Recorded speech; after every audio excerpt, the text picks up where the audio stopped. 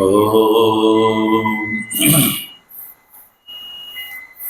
पूर्णमदः पूर्णमिदं पूर्णात् पूर्णमुदच्यते पूर्णस्य पूर्णमादाय पूर्णमेवावशिष्यते। ॐ शान्तिः शान्तिः शान्तिः। शङ्करं शङ्कराचार्यं केशवं बादरायणं सूत्रभाष्य कृतौ वन्दे भगवन्तौ पुनः पुनः। ईश्वरो गुरुरात्मेति मूर्तिभेद विभागिने व्योमवद्व्याप्तदेहाय दक्षिणामूर्तये नमः। ओम शांति शांति शांति।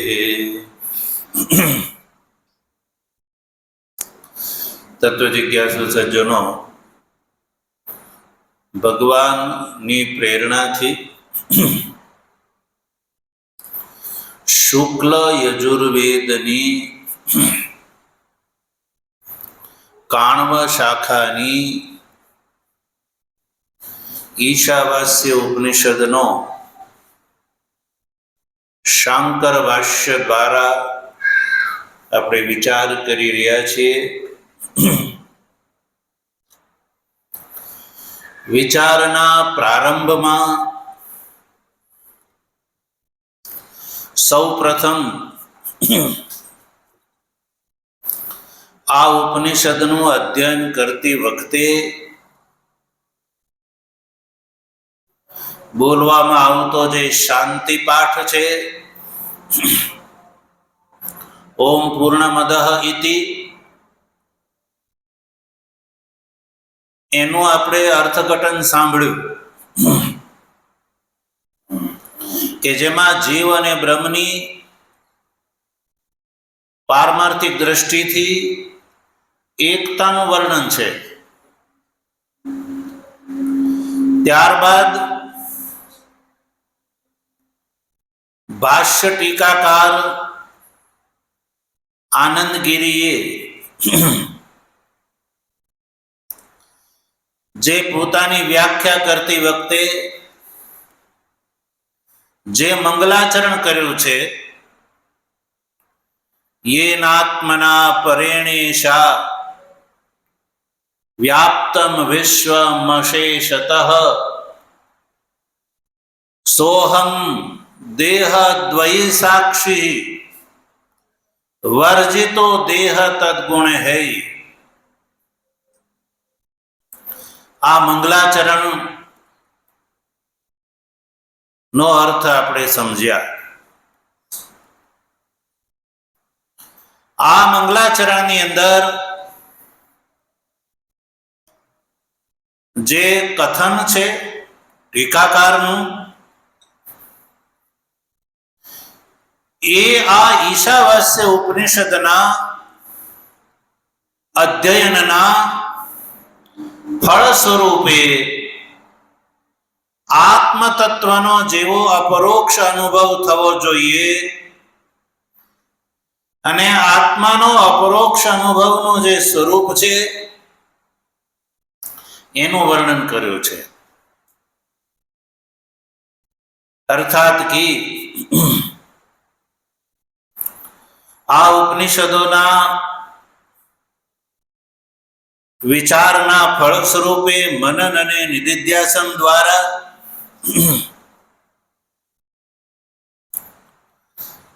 જે અનુભવ છે એ અનુભવનું સ્વરૂપ છે કે જે આત્મા દ્વારા, જે પર ઈશ્વર દ્વારા આ જે દ્રશ્યમાન સંપૂર્ણ વિશ્વ જે છે એ જેના દ્વારા વ્યાપ્ત છે, એ જે વ્યાપ્ત ઈશ્વર તત્વ જે છે, સો અહમ એ હું છું. અને આ જે સ્થૂળ અને સૂક્ષ્મ દેહ છે એ મારું સ્વરૂપ નહીં, પણ હું એનો સાક્ષી છું. ને સાક્ષી છું એટલે એનાથી હું જુદો છું. એટલું જ નહીં, આ જે દેહ અને દેહના જે ગુણો છે એ બંનેથી સજ્જનો હું વર્જિત છું.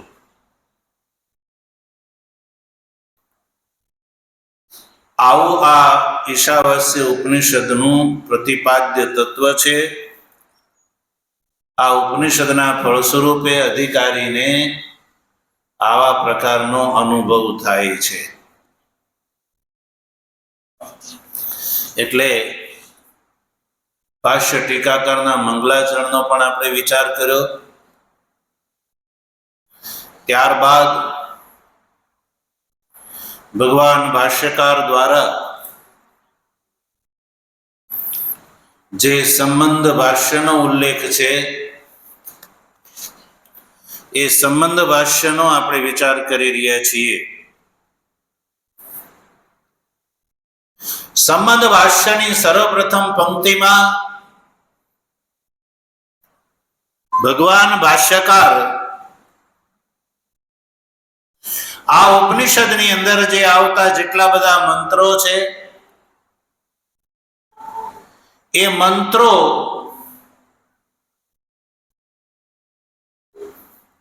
કર્મનો શીશ એવા આત્માનું પ્રતિપાદન કરે છે. અને એટલે આ ઈશાવાસ્યમ ઇત્યાદિઓ જે મંત્રો છે એનો કર્મની સાથે સંબંધ છે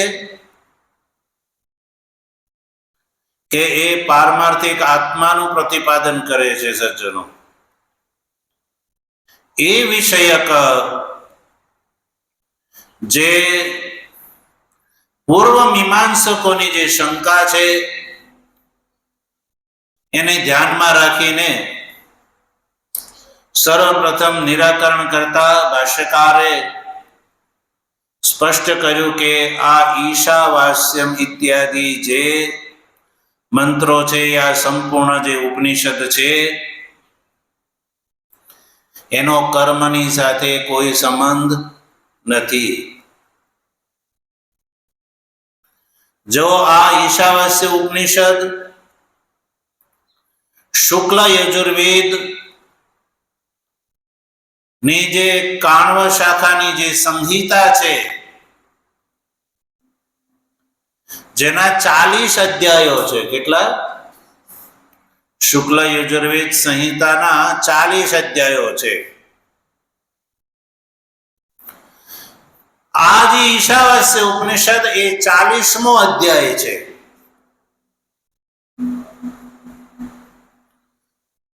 અને આ પહેલાના જે 39 અધ્યાય જે છે એમાં આવેલા મંત્રો છે એ કર્મ સંબંધી છે. અને આ 40મો અધ્યાય જે છે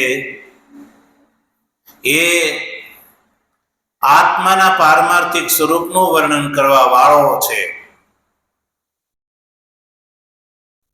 એટલે મીમાંસકો એવું કહે છે કે જો ભાઈ,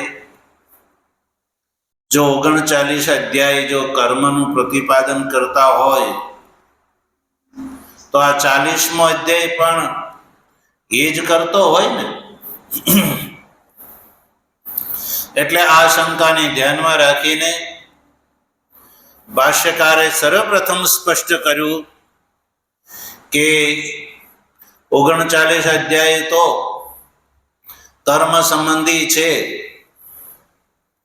પણ આ 40મો અધ્યાય એવું આ ઈશાવાસ્ય ઉપનિષદ જે છે, અને એ ઈશાવાસ્ય ઉપનિષદ અંતર્ગત આવતા જે મંત્રો છે એ કર્મ વિધિના શેષભૂત નથી, એટલે કર્મ સંબંધી નથી.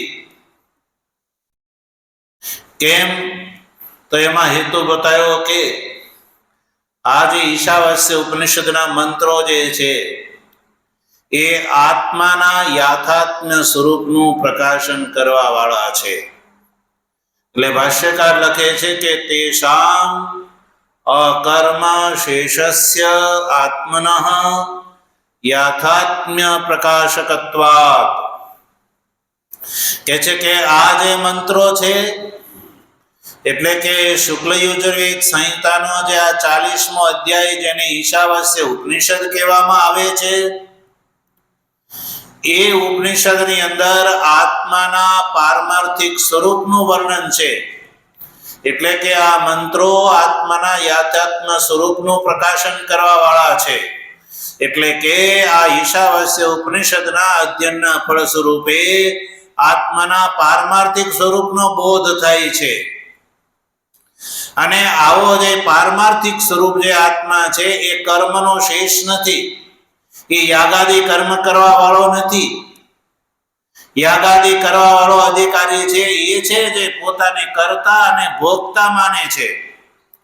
હવે જ્યારે આ ઉપનિષદના મંત્રો દ્વારા આત્માના યાથાત્મ્ય સ્વરૂપનું પ્રકાશન થાય છે, તો એ આત્માની અંદર કર્તૃત્વ અને ભોક્તૃત્વ નથી સજ્જનો. એટલે આત્મા જ્યારે કર્મનો શેષ નથી, કર્મનો શેષ કર્તા રૂપથી આત્મા કર્મનો શેષ નથી, એટલે કર્મ સંબંધી નથી. એવા આત્માના યાથાત્મ્ય સ્વરૂપનું પ્રકાશન કરવા વાળા ઈશાવાસ્ય ઇત્યાદિ મંત્રો છે. યાથાત્મ્યનો અર્થ છે પારમાર્થિક સ્વરૂપ, આત્માનું પારમાર્થિક સ્વરૂપ. જેમ ઘટાકાશનું પારમાર્થિક સ્વરૂપ શું છે? મહાકાશ. ઘટાકાશનું પારમાર્થિક સ્વરૂપ શું છે? મહાકાશ.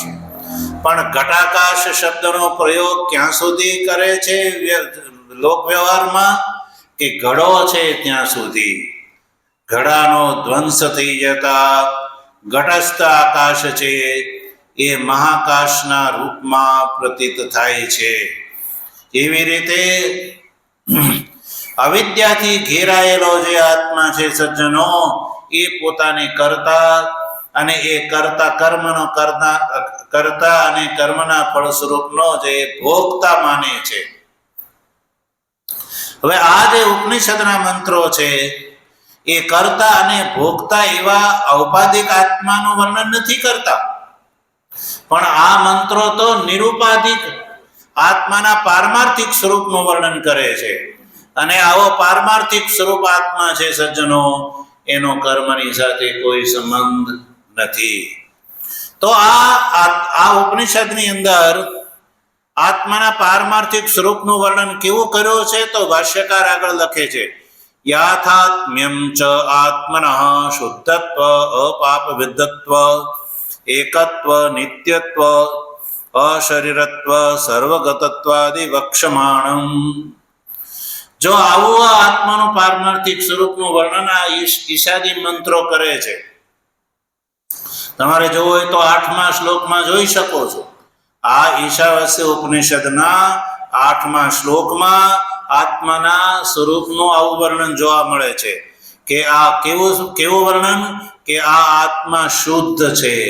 કેવો છે? શુદ્ધ છે. શુદ્ધનો અર્થ છે ઉપાધિ રહિત છે. ઉપાધિ અવસ્થામાં હું કરતા છું, ભોગતા છું એ અનુભવ થાય છે, પણ નિરુપાધિક અવસ્થામાં આત્મા કરતાય નહીં ભોગતાય નહીં પણ શુદ્ધ છે.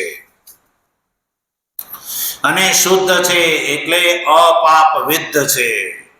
પાપથી ગ્રસ્ત થતો નથી. પાપથી ગ્રસ્ત નથી થતો, અપાપ વિદ્ધ છે. પછી સજ્જનો, ઔપાધિક આત્મા અનેક છે. જેટલા દેહધારી છે એટલા આત્મા છે ઔપાધિક આત્મા.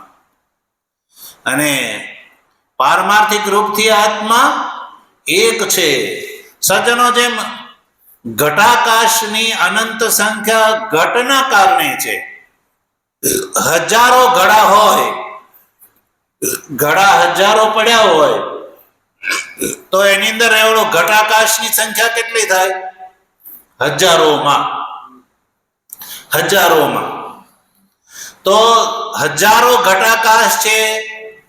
એવા પ્રકારની વાત જે કહેવામાં આવે છે સજ્જનો, એ ઘડાના કારણે, જો બધા ઘડાને ફોડી નાખવામાં આવે તો આકાશ એક રહે કે અનંત રહે? આકાશ એક જ થઈ જાય કે ભાઈ એક જ છે.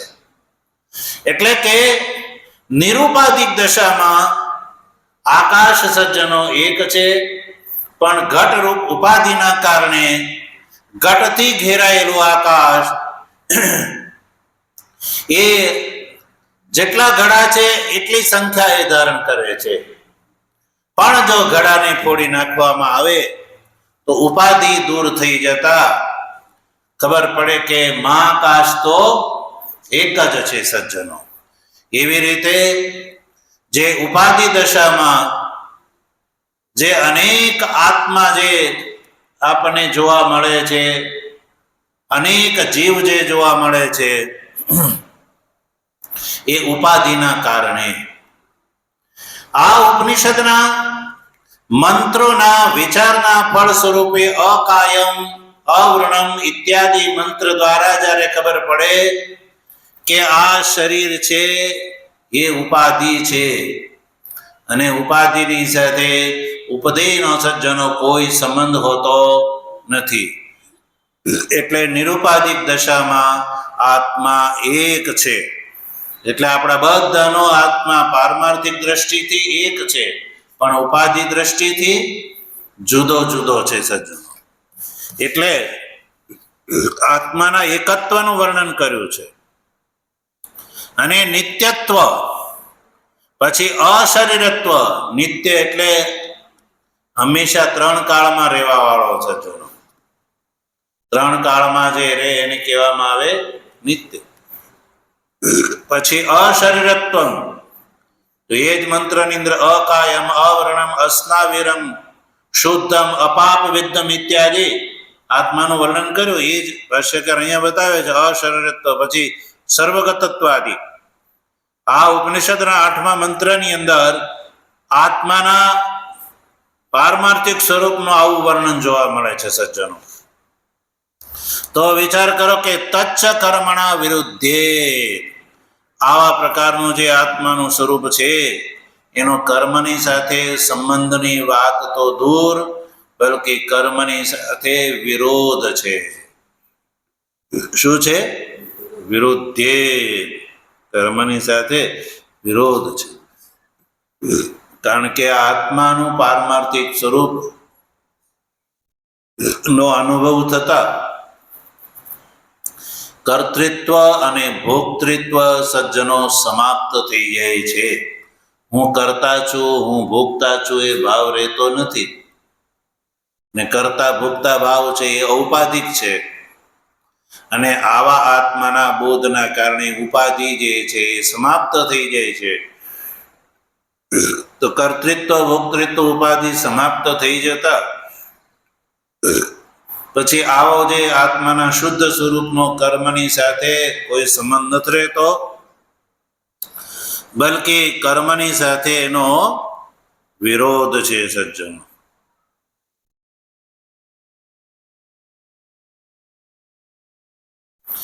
જ્યારે અધિકારીને હું શુદ્ધ છું સ્વભાવથી, આગંતુક પાપથી હું વિદ્ધ નથી થતો, સર્વત્ર હું એક છું, અધિકારીને એવો અનુભવ થાય કે હું અશરીર છું, આકાશ ઉપમ, હું આકાશની સમાન સર્વત્ર વ્યાપક છું, એવો આ ઉપનિષદના શાંકર વાસ્યના માધ્યમથી જ્યારે વિચાર કરવામાં આવે ત્યારે આત્માના આવા પારમાર્થિક સ્વરૂપનો જ્યારે અધિકારીને બોધ થાય છે ત્યારે અનુભવ થાય છે કે ન કટાક્ષેણાપી કર્મ વિકસતે. આવા આત્માના સ્વરૂપનું જાનન જ્યારે બોધ થાય છે તો અધિકારીને ન કટાક્ષેણાપી કર્મ વિકસતે, કટાક્ષથી પણ એ કર્મની સાથે એનો સંબંધ રહેતો નથી. એટલે ભાષ્યકારે સ્પષ્ટ કર્યું કે તચ્ચ કર્મણા વિરુદ્ધિત ઇતિ યુક્ત એવ એષામ કર્મસુ અવિનિયોગ. એટલે કર્મની સાથે આ ઈશાદી મંત્રોનો વિનિયોગ નથી. એ યુક્ત એ બિલકુલ યોગ્ય કહ્યું છે. પછી આગળ ભાષ્યકાર લખે છે, જો નહીં એવમ લક્ષણમ આત્મનઃ યાથાત્મ્યમ ઉત્પાદ્યમ વિકાર્યમ આપ્યમ સંસ્કાર્યમ કર્તૃભોક્તૃ રૂપમ વા येन कर्म शेषता स्यात्. ભાષ્યકાર કહે છે કે કર્મની સાથે કર્મનો શેષ આત્મા સજ્જનો ત્યારે જ બને છે. કર્મનો શેષ એ વસ્તુ બનતી હોય છે, એ વસ્તુ કર્મની શેષ હોય છે જે ઉત્પાદ્ય હોય. કર્મની શેષ એ જ વસ્તુ બનતી હોય છે જે ઉત્પાદ્ય હોય. પછી ઉત્પાદ્ય જેવી રીતે પુરોડાશ આદિ, પુરોડાશ વગેરે શું છે? ઉત્પાદ્ય છે. પુરોડાશને ઉત્પન્ન કરવામાં આવે છે. પુરોડાશ એટલે યાગની અંદર હવનના સ્વરૂપમાં જે હવન કરવા યોગ્ય જે હવ્ય પદાર્થ એને પુરોડાશ કહેવામાં આવે છે, જે ચાવલ અને દૂધમાંથી જેનું નિર્માણ થાય છે. તો એ પુરોડાશ સજ્જનો ઉત્પાદ્ય છે એટલે એ કર્મનો શેષ છે. કર્મનો શેષ એટલે કર્મનો ભાગ યા કર્મનું અંગ છે કે જેને યાગમાં હોમવામાં આવે છે. હવે આત્મા જે છે સજ્જનો પારમાર્થિક, જે આ ઉપનિષદમાં જે આત્માના પારમાર્થિક સ્વરૂપનું વર્ણન કર્યું, શુદ્ધત્વ, અપાપ વિદ્ધત્વ ઇત્યાદિ, એવો આત્મા જે છે સજ્જનો નિત્ય છે. એ ઉત્પાદ્ય નથી, ઉત્પન્ન કરવામાં આવતો એટલે ઉત્પાદ્ય નથી, એટલે એ કર્મનો શેષ નથી, એ કર્મનો અંગ નથી. પછી એ કર્મનો શેષ હોય છે જે આપ્ય હોય, આપ્ય વિકાર્ય, વિકાર્ય જેવી રીતે યાગની અંદર સોમ વગેરે છે એ વિકાર્ય છે. એટલે સોમાદિ વિકાર્ય હોવાથી એ કર્મનો અંગ છે. આત્મા વિકાર્ય નથી, એ કોઈનો વિકાર નથી, એટલે કોઈનાથી ઉત્પન્ન થતો. એટલે આત્માને આ શુદ્ધત્વ ઇત્યાદિ લક્ષણોથી યુક્ત આત્મા કર્મનો અંગ હોઈ શકે નહીં. પછી એ કર્મનો શેષ હોય છે જે આપ્ય હોય છે. શું હોય છે? આપ્ય. એટલે આપ્ય એટલે પહેલાથી પૂર્વજોથી જે પ્રાપ્ત થાય, જેવી રીતે મંત્રાદિ, વેદના મંત્રો જે છે એ ગુરુ શિષ્ય અને પિતા પુત્ર પરંપરાથી પ્રાપ્ત થાય છે. પિતા છે એ પોતાના પુત્રને આપે છે, પછી એ એના પુત્રને આપે છે, એ એના પુત્રને આપે છે. આ રીતે આ શ્રવણ પરંપરાથી મંત્રો પ્રાપ્ત થાય છે સજ્જનો. એટલે વેદને શ્રુતિ પણ કહેવામાં આવે છે. વેદોને આપણે ત્યાં અનાદિ માનવામાં આવે છે. કેવા? અનાદિ. કોઈ પુરુષ દ્વારા કર્તૃક નથી, કોઈ મનુષ્યના બનાવેલા નથી સજ્જનો. એટલે આપણા ધર્મને વેદ પ્રતિપાદિત હોવાથી ધર્મ કહેવામાં આવે છે. જો યાદ રાખો, ધર્મ શબ્દનો પ્રયોગ એ જ પદાર્થ માટે થાય જે વેદ દ્વારા પ્રતિપાદિત હોય. વર્તમાન કાળમાં સજ્જનો આ વાતનો સામાન્ય મનુષ્યને બોધ ન હોવાના કારણે ગમે તે સંગઠન ને માટે ધર્મ શબ્દનો પ્રયોગ કરી દેવામાં આવે છે, જે સમજ્યા વગરની વાત છે. જેમ કે આ સંસારની અંદર અનેકો એવી પરંપરા છે જે પરંપરાવાદીઓ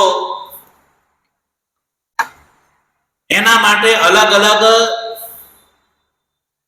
એને સંજ્ઞાથી સંગીત કરે છે. જેવી રીતે સઉદી અરબની અંદર જે વિચારધારાનો જન્મ થયો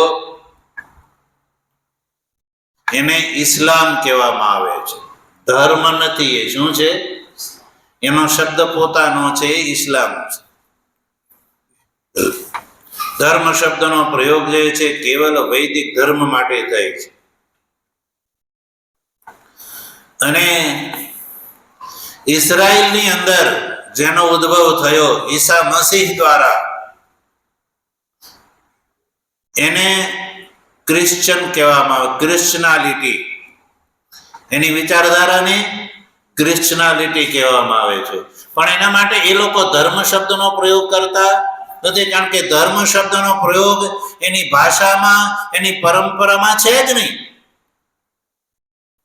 ધર્મ શબ્દનો પ્રયોગ જે છે એ વૈદિક પરંપરાની દેન છે સજ્જનો. કારણ કે ધર્મ શબ્દનો પ્રયોગ જે છે એ દ્રિય ધાતુથી મનિચ પ્રત્યય કરવાથી ધર્મ શબ્દ બને છે. તો આ પ્રક્રિયા કેવલ સંસ્કૃત ભાષામાં છે, અન્ય કોઈ ભાષામાં આવી વાત આવતી નથી. સંસ્કૃત ભાષામાં સજ્જનો જેટલા શબ્દો છે એ ધાતુ અને પ્રત્યયના સંયોગથી નિર્માણ પામે છે, ઉત્પન્ન થાય છે, બને છે. ધાતુ અને પ્રત્યયના યોગથી. અને આ જે ધાતુની વાત માત્ર સંસ્કૃત ભાષામાં છે, અન્ય કોઈ આંગ્લ ભાષા વગેરેમાં ક્યાંય આ વાત આવતી નથી. તો ધારણાર્થક ધ્રિય ધરણી ધાતુ છે, જે ધાતુથી ધરતી શબ્દ બને છે. સજ્જનો, ધરતી એટલે આ પૃથ્વી માતા માટે આપણે ધરતી શબ્દનો પ્રયોગ એટલા માટે કરીએ છીએ કે આ ધરતી આપણને બધાને ધારણ કરે છે. ગુરુત્વાકર્ષણના બળથી ધરતી આપણને બધાને ધારણ કરે છે. જો ધરતી આપણને પોતાના ગુરુત્વાકર્ષણથી પોતાની તરફ ખેંચી ન રાખે તો મનુષ્ય આકાશમાં ઉડવા લાગે. એટલે ધરતી માતા આપણે એટલે કહીએ છીએ કે આપણને એ ધારણ કરી રાખે છે. એટલે ધ્રિય ધાતુ ધારણ અર્થમાં છે. ધ્રિય ધરણે ધારણ કરવાના અર્થમાં ધ્રિય ધાતુ અને એને મનિચ પ્રત્યય કરવામાં આવે તો ધર્મ શબ્દ બને છે સજ્જનો. હવે આ ધર્મ શબ્દની વ્યુત્પત્તિ જ્યારે થઈ સજ્જનો, ત્યારે વર્તમાન કાળના સંસારના કોઈ મઝહબ વગેરે પરંપરા વિચારધારાઓ નહોતી. ને વૈદિક વિચારધારા તો અનાદિકાળથી છે, કલ્પ કલ્પાંતરથી છે. એને કોઈ સમય મર્યાદામાં બાંધી શકાય એમ છે જ નહીં સજ્જનો. આ સંસારની ઉત્પત્તિની પૂર્વે એની સ્થિતિ સિદ્ધ થાય છે. એટલે ધર્મ શબ્દનો પ્રયોગ કેવલ વૈદિક સનાતન ધર્મ માટે થાય છે. એટલે આવો આ જે ધર્મ છે જેનો આધાર વેદ છે સજ્જનો, એ વેદ એ કોઈ પુસ્તક નહીં કે વેદ છે એ પુસ્તક, એ જ વેદ નથી. પિતા પુત્રથી ચાલી આવતી જે પરંપરા છે, શાખા છે, એને વેદ કહેવામાં આવે છે સજ્જનો. અને એટલે વૈદિક મંત્રો ને આપ્ય કહેવામાં આવે છે. પિતાથી પુત્રને પ્રાપ્ત થાય છે એટલે આપ્ય. તો જે કર્મનું શેષ હોય સજ્જનો એ આપ્ય હોય છે. જેવી રીતે મંત્રાદિ કીધું.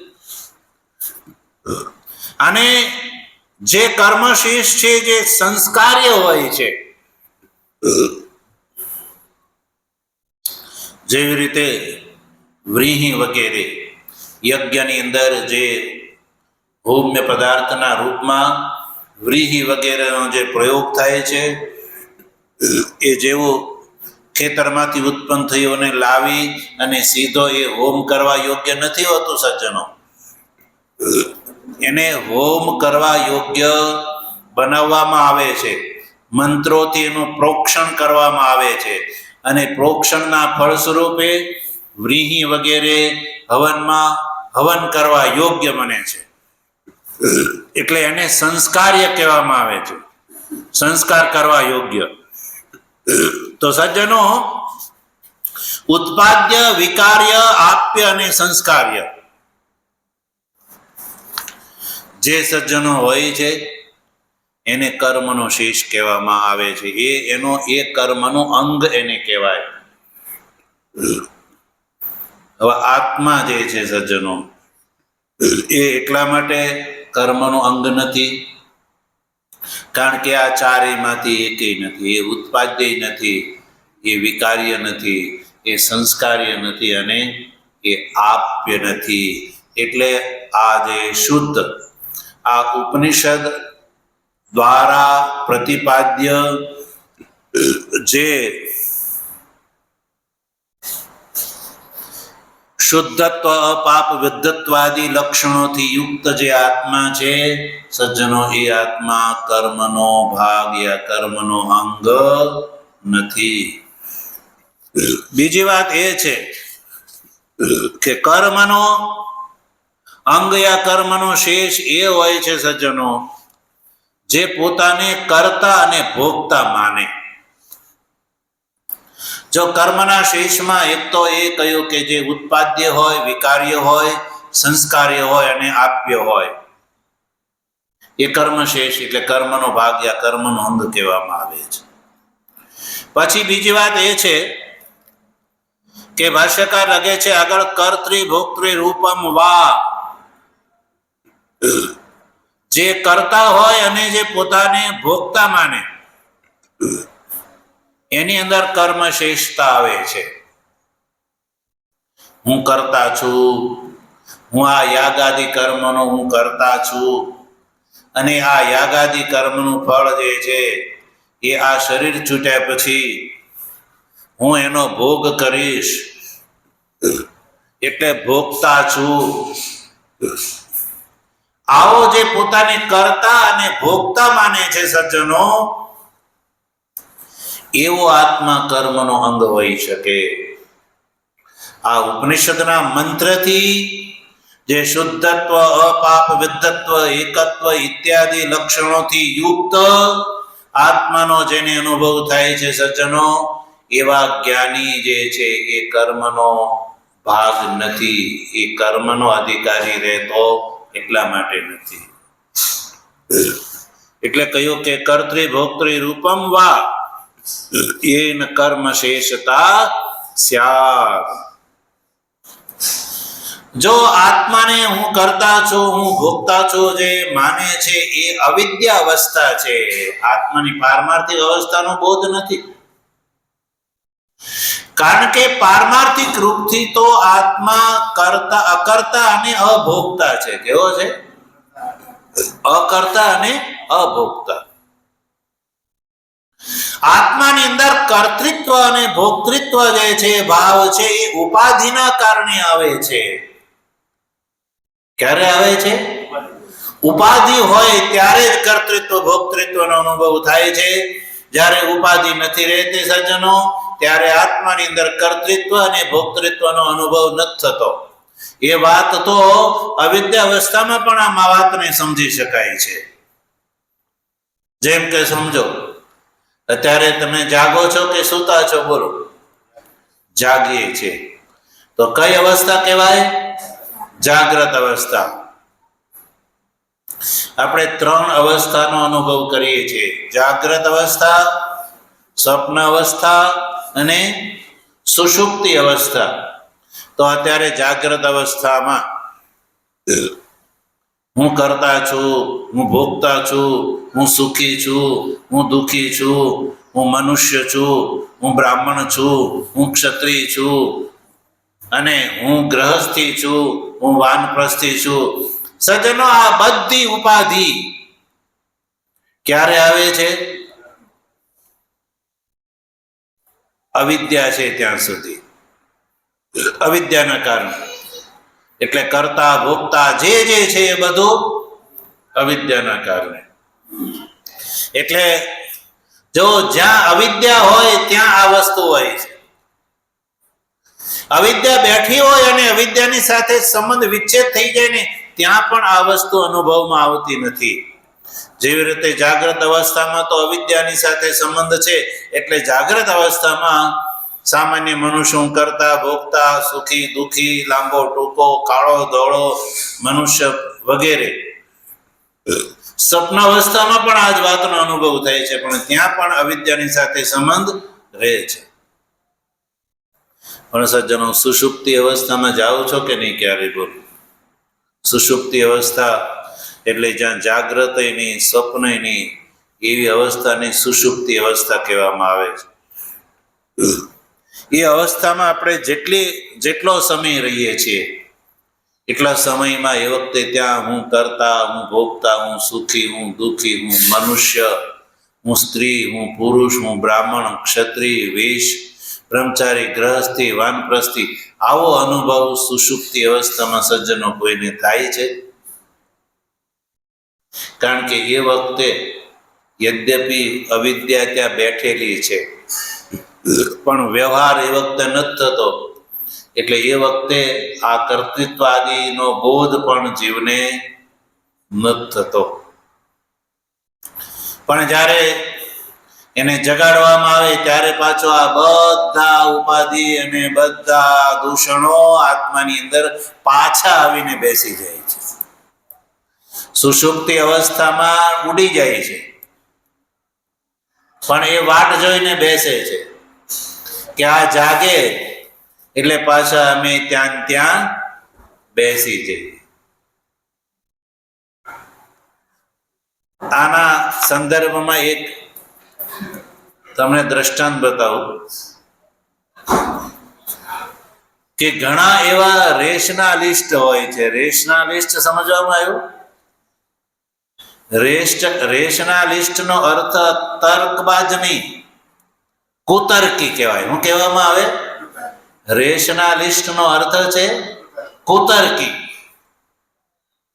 તો એ એવું કહેતા હોય છે કે આ સનાતન ધર્મમાં એવું કહેવામાં આવ્યું કે ગંગાદી નદીઓની અંદર સ્નાનાદિ કરવાથી પાપ દૂર થાય છે. તો આ વાત સાંભળીને જે રેશનાલિસ્ટ જે હોય, તથા કથિત રેશનાલિસ્ટ, એ એમ કે જો પાપ દૂર થઈ જતા હોય તો પછી નાઈને બહાર નીકળેલો વ્યક્તિ એવો ને એવો કેમ છે? હું કે ફેર કેમ નથી પડતો? તો આવા કુતર્કી રેશનાલિસ્ટ ને જવાબ દેવા વાળા જે છે ને કથાકારો, એ પણ એવો જવાબ શોધી લાવે, એના જેવો જવાબ શોધી લાવે. એને પૂછે કે તું નાવા ગયો ત્યારે કપડા કાઢ્યા હતા કે નહીં? તો કે હા, કપડા તો કાઢીને ગયો હતો. કપડા ક્યાં ટીંગાડ્યા હતા? બહાર ટીંગાડ્યા હતા, ઝાડને પાસે ટીંગાડ્યા હતા, બહાર પડ્યા હતા. તું નાવા ગયો ને ત્યારે એ બધા પાપ છે ને એ વખતે તારી અંદરથી ઉતરી અને કપડામાં બેસી ગયા હતા. એટલે તું નાવા ગયો ત્યારે તારી સાથે પાપ હતા જ નહીં. હવે કેવી રીતે દૂર થાય? પાપને નાવાનો લાવો મળે તો પાપ જે છે એ દૂર થાય. પણ પાપ તો બધા કપડામાં જતા રહ્યા કઈ, કારણ કે કોઈને મરવું ગમે નહીં. પાપ નહીં તે મરવું ગમતું કે ભાઈ આની આપણી સાથે ચોટેલા રહેશું અને આ નાવા પડશે તો આપણો સફાયો થઈ જશે. એટલે પાપ બધા ઉડીને તારા કપડા ઉપર બેસી ગયા હતા. અને પછી તું જ્યારે નાઈને નીકળ્યો અને પાછા તે કપડા પહેર્યા એટલે બધા પાપ પાછા તારી અંદર ચડી ગયા. એટલે તું એવો ને એવો રહે છો. એટલે સ્નાનનો કઈ લાભ મળતો એવો દેખાતો નથી સજ્જનો. એમ સજ્જનો જ્યારે આ જીવ સુષુપ્તિ અવસ્થામાં જાય છે ત્યારે ત્યાં કર્તૃત્વ ભોક્તૃત્વ આદિ કોઈ આ ધર્મ રહેતા, આ લક્ષણો ગુણો રહેતા નથી. પાછો જ્યારે જાગી જાય છે ત્યારે બધી ઉપાધિઓ પાછી આવી જાય છે. એટલે એનાથી નક્કી થાય છે સજ્જનો, અવિદ્યાવસ્થામાં પણ આ વાત નક્કી થાય છે કે કર્તૃત્વાદી ભોક્તૃત્વાદી એ આત્માના પારમાર્થિક ધર્મ નથી, ઔપાધિક ધર્મ છે. એટલે જે ઉપાધિથી જે પોતાને કરતા અને ભોગતા જે માને છે એના કારણે જ જીવ કર્મ કરતા બને છે અને ભોગતા બને છે. એટલે કર્મનો શેષ બને છે. કર્મનો શેષ એટલે કર્તા રૂપથી કર્મનો અનુષ્ઠાન કરવા વાળો બને છે.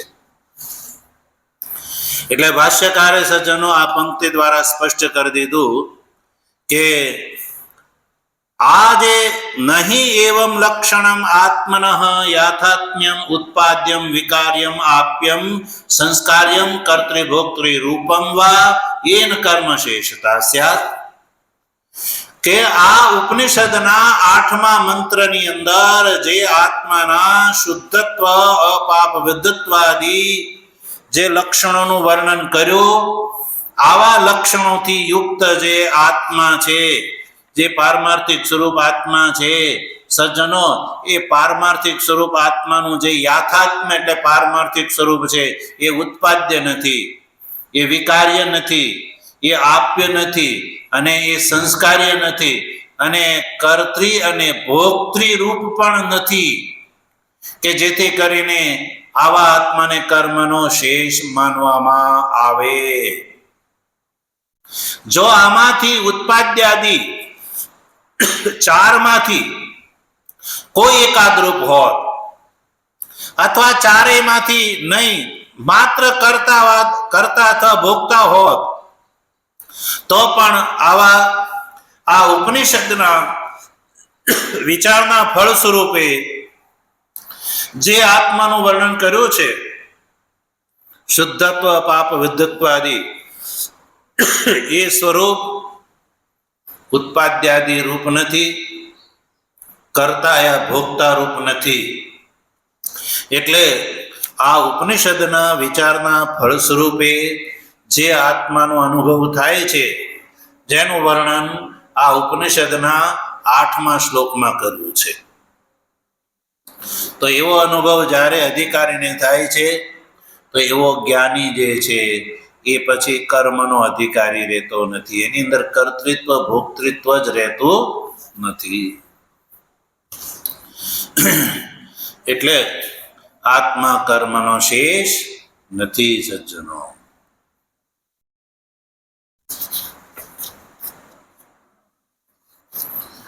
જો ભાષ્ય ટીકાકાર એક લખે છે કે વ્રીહ્યાદિ તદ ઉત્પાદ્યાદિ રૂપત્વમ વ્યાપકમ વ્યાવર્તમાનમ આત્મયાથાત્મ્યસ્ય કર્મશેષત્વમ અપી વ્યાવર્તયતિ. જો આત્મા ઉત્પાદ્યાદિ રૂપ હોત તો જ એ કર્મનો શેષ હોત.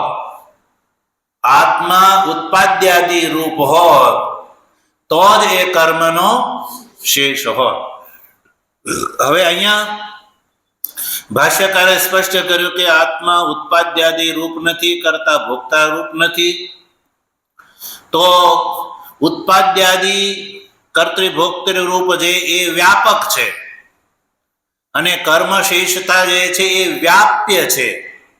કર્મશેષતા છે એ વ્યાપ્ય છે. તો સજ્જનો, વિદ્વત જગતમાં એ માન્યતા છે કે વ્યાપકા ભાવે વ્યાપ્ય સ્યાપ્ય ભાવ. વ્યાપકનો અભાવ થઈ જાય તો વ્યાપકના આધારે રહેવા વાળું વ્યાપ્યત્વ જે છે એની પણ નિવૃત્તિ થઈ જાય છે સજ્જનો. તો અહીંયા વ્યાપક કોણ છે? ઉત્પાદ્યાદિ રૂપ. હવે આત્મામાં ઉત્પાદ્યાદિ રૂપ આત્મામાં નથી, ઉત્પાદ્યાદિ રૂપત્વ. તો પછી એને આધારે રહેવા વાળી કર્મશેષતા છે એ આત્મામાં કેવી રીતે રહી શકે? એટલે કર્મશેષત્વનું પણ વ્યાવર્તન થઈ જાય છે. વ્યાપકના અભાવમાં વ્યાપ્યનો પણ અભાવ થઈ જાય છે. એટલે જ્યારે આત્મા ઉત્પાદ્યાદિ રૂપ નથી, કર્તા અને ભોગતા રૂપ નથી, કે જેથી કરીને આવા આત્માને કર્મનો શેષ માનવામાં આવે. એટલે કે આ ઉપનિષદના વિચારના ફળ સ્વરૂપે આત્માના સ્વરૂપનો જેવો અનુભવ થાય છે એવો આત્મા કર્મ સંબંધી નથી. મીમાંસકોને ત્યાં આત્મા કર્મનો સંબંધી આત્મા કેવો છે? જે પોતાને કર્તા અને ભોગતા માને છે એ. આ ઉપનિષદમાં જેવું સ્વરૂપનું વર્ણન કર્યું છે, શુદ્ધત્વ, પાપ વિદ્ધત્વ, એ કર્મનો શેષ નથી.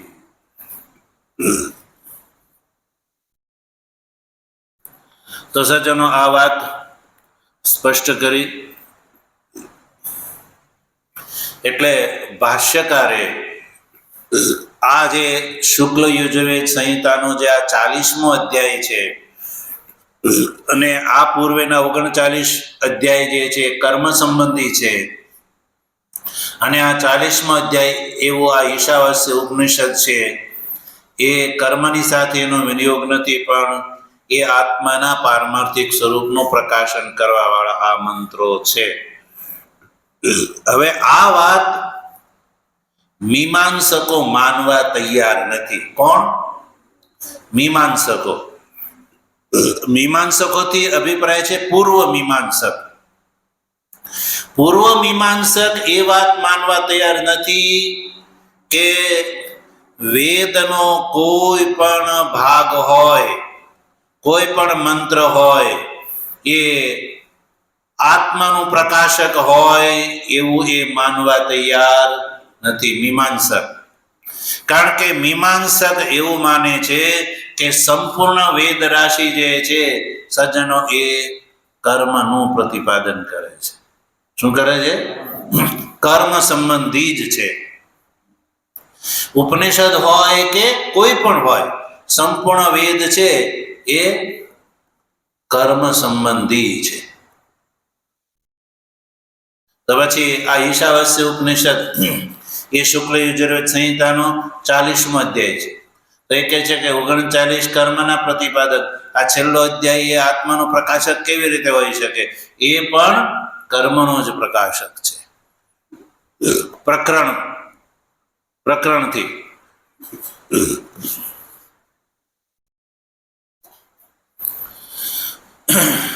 એટલે સજ્જનો, એ મીમાંસકો જે છે એ આ વેદ જે ઉપનિષદ છે એ ઉપનિષદ આત્માના પારમાર્થિક સ્વરૂપનું વર્ણન કરે છે. તો એ તો ત્યારે જ સંભવ છે સજ્જનો કે ઉપનિષદ પહેલા સૌ પ્રથમ ઉપનિષદ જે છે એ આત્માનું પ્રકાશક છે એ સિદ્ધ થાય. તો એટલે હજી એક શંકા જે છે એ મીમાંસકની હોઈ શકે. મીમાંસક એવું કહે કે ભલે આ ઉપનિષદ છે એનો સીધો સ્ત્રોત એ અન્ય પ્રકારથી કર્મની સાથે વિનિયોગ પ્રતીત ન થતો હોય, કર્મના શેષ ન હોય તો પણ એ આત્મતત્વના પ્રકાશક તો હોય જ નહીં. કેમ કે છે કે તમારો જે આત્મા છે એ સિદ્ધ પદાર્થ છે. તમે એમ કહ્યું કે એ નિત્ય છે. શું છે? નિત્ય છે. તો નિત્ય એટલે સિદ્ધ પદાર્થ, જે પહેલેથી વિદ્યમાન હોય એ. તો મીમાંસકો કહે છે કે સિદ્ધ પદાર્થની અંદર વેદ પ્રામાણ્ય શોધવાની આવશ્યકતા જ નથી. કહે છે જે સિદ્ધ પદાર્થ હોય એને જાણવા માટે વેદ પ્રમાણની તમારે આવશ્યકતા જ નથી. અમારા હિસ્સામાંથી શું કરવા તમે ભાગ પડાવો છો? અમારા વેદમાં તમે ભાગ પડાવીને કે ઉપનિષદ છે એ આત્મતત્વનો પ્રકાશક છે એવું માનીને ભાગ શા માટે પડાવો છો? જે સિદ્ધ પદાર્થ હોય એ તો વેદ પ્રમાણથી અતિરિક્ત પ્રમાણનો વિષય હોઈ શકે, પ્રત્યક્ષ પ્રમાણનો વિષય હોઈ શકે, અનુમાનનો હોઈ શકે, ઉપમાનનો હોઈ શકે, અર્થાપત્તિ અને અનુપલબ્ધિ ઇતર પ્રમાણ દ્વારા પણ એનો બોધ થાય. સજ્જનો, સિદ્ધ પદાર્થને જાણવા માટે આ નિરપેક્ષ વેદની તમારે કોઈ આવશ્યકતા જ નથી. બ્રહ્મ તત્વ જો તમારું કર્મનું ફળ ન હોય, બ્રહ્મ તત્વ ઉત્પાદ્ય, વિકાર્ય, સંસ્કાર્ય અને આપ્ય ન હોય, એનો મતલબ કે બ્રહ્મ તત્વ એક સિદ્ધ પદાર્થ છે, નિત્ય પદાર્થ છે. તો જે નિત્ય પદાર્થ હોય એ વેદેક સંબંધી ગમે એવું કહેવાની જરૂરત નથી. જે સિદ્ધ પદાર્થ હોય એ પ્રત્યક્ષાદિ પ્રમાણનો વિષય હોઈ શકે. તો સજ્જનો, વેદ પ્રમાણ, વેદ તો એવા તત્વમાં પ્રમાણ છે સજ્જનો કે જે તત્વ પ્રત્યક્ષાદિ દ્વારા ગમ્ય નથી. પ્રત્યક્ષ, અનુમાન, ઉપમાન, શાબ્દ, અર્થાપત્તિ અને અનુપલબ્ધિ થી જે ગમ્ય નથી એમાં જ વેદ પ્રમાણ છે. સજ્જનો, જે પ્રત્યક્ષાદિથી સિદ્ધ પદાર્થ હોય એ તો પ્રત્યક્ષાદિથી દેખાઈ જાય, અને એની જ વાત જો વેદ કરે તો વેદની અંદર અનુવાદકત્વ દોષ આવે. શું આવે? અનુવાદક એટલે જે વાત, જે તમે કોઈ જે વાત કરી દીધી ને એની વાત બીજો આવીને કરે તો પછી એની અંદર કોઈ અપૂર્વ રહે? તમે કહે છે કે તે નવું શું કીધું, એ તો પહેલા એ વાત કરી જ દીધી છે. તો વેદની અંદર પ્રામાણ્યનો વિઘાત ઉભો થાય. તો વેદનું પ્રામાણ્ય સજ્જનો એ જ છે કે જે પ્રત્યક્ષેણ અનુમાનેન યસ્તુપાયો ન વિદ્યતે એનમ વેદંતે વેદેન તસ્માદ વેદસ્ય વેદતા. આ વેદને વેદતા છે કે પ્રત્યક્ષાદિ પ્રમાણોથી જે તત્વનો અનુભવ નથી થતો એનું વેદ પ્રતિપાદન કરે છે, એ જ વેદની વેદતા છે. સજ્જનો, એટલે મીમાંસકો કહે છે કે વેદ ધર્મનું પ્રતિપાદક છે, અને ધર્મ પ્રત્યક્ષાદિ પ્રમાણ દ્વારા જે છે અનુભવ ગમ્ય નથી, કેવલ શાસ્ત્ર એક સમધિગમ્ય છે. એટલે ધર્મ અને અધર્મમાં શાસ્ત્ર જ એકમાત્ર પ્રમાણ છે. ધર્મ અને અધર્મનું નિરૂપણ યા નિશ્ચય મનુષ્ય પોતાના તર્કથી, યુક્તિથી, ઉપપત્તિથી કોણ ધર્મ છે કોણ અધર્મ છે એ કરી શકે નહીં. કારણ કે વ્યવહાર દશામાં ધર્મની અને અધર્મની ભેદ રેખા બહુ પાતળી છે. એટલે કેવલ મનુષ્ય બુદ્ધિથી પરિકલ્પિત ધર્મ અને અધર્મ એ નક્કી કરી શકાતો નથી. એટલે મીમાંસકોની આ જે શંકા છે કે સંપૂર્ણ વેદ રાશિ જે છે એનો કર્મની સાથે વિનિયોગ છે, સિદ્ધ પદાર્થની સાથે વિનિયોગ નથી. એટલે આ ઉપનિષદ ભલે ડાયરેક્ટ કર્મની સાથે આ 40મા અધ્યાયનો સંબંધ તમે ન માનો તો એને જપ ઉપયોગી માનો. શા માટે? જપ માટે. જપથી શું થાય છે? પાતકનો નાશ થાય છે. જપથી પાતકનો નાશ થાય છે. સજ્જનો, આપણે જે જપ કરીએ તો જપનું ફળ શું ખબર? જપ કરવાથી પાપ દૂર થાય છે. તો આ ઉપનિષદ છે એને તમે જપ ઉપયોગી માનો, કારણ કે અન્ય પ્રમાણ જે છે એ કોઈ જોવા નથી મળતું, એટલે જપ ઉપયોગી માનો. એટલે આવા આત્મતત્વનું આ પ્રતિપાદક છે એ માનવાની જરૂર નથી. નાસ્તિ એતાદૃશમ આત્મયાથાત્મ્યમ. આ જે આત્મા શુદ્ધ છે, અપાપ વિદ્ધ છે એવું આ ઉપનિષદ પ્રતિપાદન નથી કરતો. એ તો કેવલ જપમાં ઉપયોગી છે. એટલે તમે જપ કર્યા કરો. અન્ય પ્રમાણ જો તમને આની અંદર ન દેખાતું હોય, અન્ય પ્રમાણ એટલે પ્રત્યક્ષાદિ પ્રમાણથી અદર્શન, પ્રત્યક્ષાદિ પ્રમાણનો વિષય નથી એવું જે આ આત્મતત્વનું પ્રકાશક આ ઉપનિષદ નથી, પણ આ ઉપનિષદ જપમાં ઉપયોગી છે એવું માનો. તો ભાષ્યકાર જે છે એ વાતનો આગળ ઉત્તર આપે છે. ભગવાનની કૃપા છે તો વિચાર આપણે આગળ કરીશું. ઓમ પૂર્ણમદ પૂર્ણમિદં પૂર્ણાત પૂર્ણમુદચ્યતે પૂર્ણસ્ય પૂર્ણમાદાય પૂર્ણમેવાવશિષ્યતે. ઓમ શાંતિ શાંતિ શાંતિ. શંકરં શંકરાચાર્યં કેશવં બાદરાયણં સૂત્રભાષ્ય કૃતૌ વંદે ભગવन्तૌ પુનઃ પુનઃ. ઈશ્વરો ગુરુરાત્મેતિ મૂર્તિભેદ વિભાગિને વ્યોમવદ્વ્યાપ્તદેહાય દક્ષિણામૂર્તયે નમઃ. ઓમ શાંતિ શાંતિ શાંતિ. સદગુરુ